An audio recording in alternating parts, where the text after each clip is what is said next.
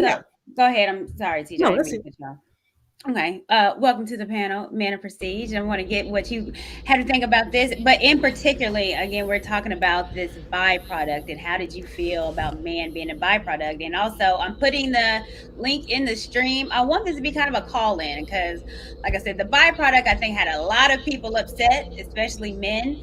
So I kind of Right. want to see why because I think some of us women are kind of like, I understand what she meant.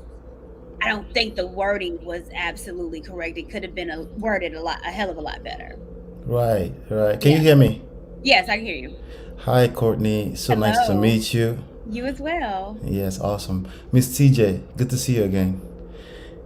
All right, awesome. So, yeah, so I'm starting to become, I was a little bit more sensitive to how the women feel Hmm. when I stumbled into this community on YouTube. I'm a married man. I've been married for 14 years, so I understand the game. I wasn't. I'm hearing a feedback. Is that me Hmm. or you? Oh, that's on your end. Okay. All right. So, That could be me. Go all ahead. right. All right. Good. So I wasn't always as sensitive to the man. I basically I leave my foot on the neck of the man. But I'm a little bit more Hmm. sensitive to them now. I'm starting to hear them. I feel like the man needs to be heard. I think the noise is quite a lot, and I have to also pay attention to that, especially if I'm going to be some kind of want my opinion to be valued in this space. So I can see where the men are coming from because I'm paying a little bit more attention to it. The truth is that the men of this generation, they are quite a little bit different from what I'm familiar with. They are more in touch with how they feel. They may not necessarily admit it, right? But it can make them like they pick on things. They pick on condescensions. They pick on sarcasm. They pick on the Hmm. sign language. I don't know if you guys saw that episode, but I know what you mean. Hmm. right. So we have to also be aware, especially if we want to engage the men. If this is the generation that we're gonna have to engage, either me as a mentor or you ladies as a potential partner, we have to pay attention to things that can trigger them. So if you say the word byproduct, you call it a whole human byproduct. Can you imagine if that was a woman that was called a byproduct? Can you imagine the kind of backlash that could come from that, right? So, men are not supposed to react to that. Maybe Right. that's the previous definition of what men were supposed to be. But they are reacting and they're not appreciating that, especially if you come on a man's platform. When I saw the first post some few weeks ago with April Mason, because I'm familiar with her from before, I'm like, oh my God, the manosphere is about to be finessed. Because they took that talking point, they ran with it. Oh my God, she said she quit. She's not going to train the ladies. She's not going to coach the ladies anymore, right? But I knew that was coming. So when she decided to come up last week, I was like, okay, it's about to go down.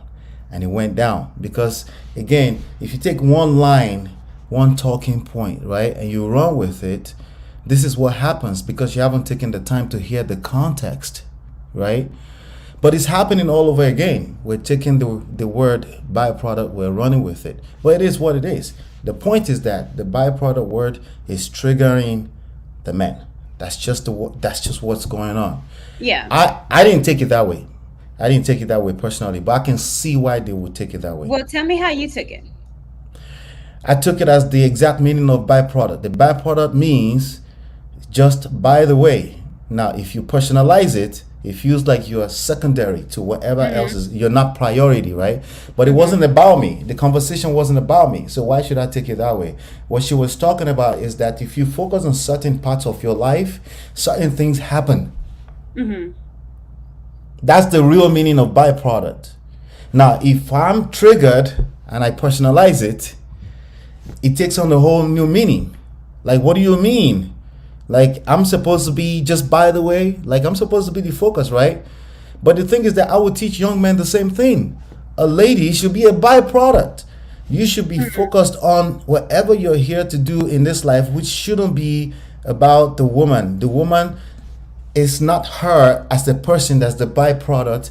That becomes part of the things you will attract love, you attract a good life, you attract a very nice young lady that will love you to death, just the same way Mhm. you love her if you focus on your purpose.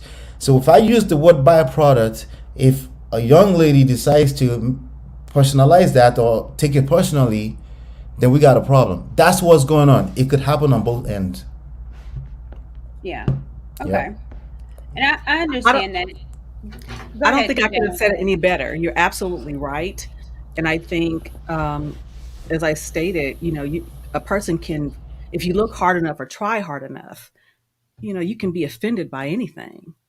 And Mhm.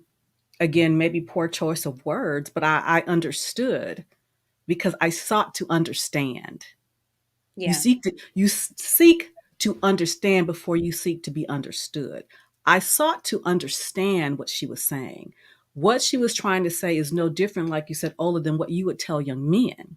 Mhm. You need to be together so you can identify and recognize when you have a good woman. But if you are not self-actualized, you're not even Mhm. going to recognize it when you see it, or you're not going to appreciate it when you see it.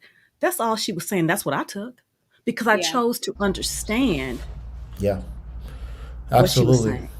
I just did a taping today, something Mhm. similar, and what I said, one of the, it's like I give this points, like this bullet points, right, and say, well, first of all, you are the price. I said that to the young man that's watching, right?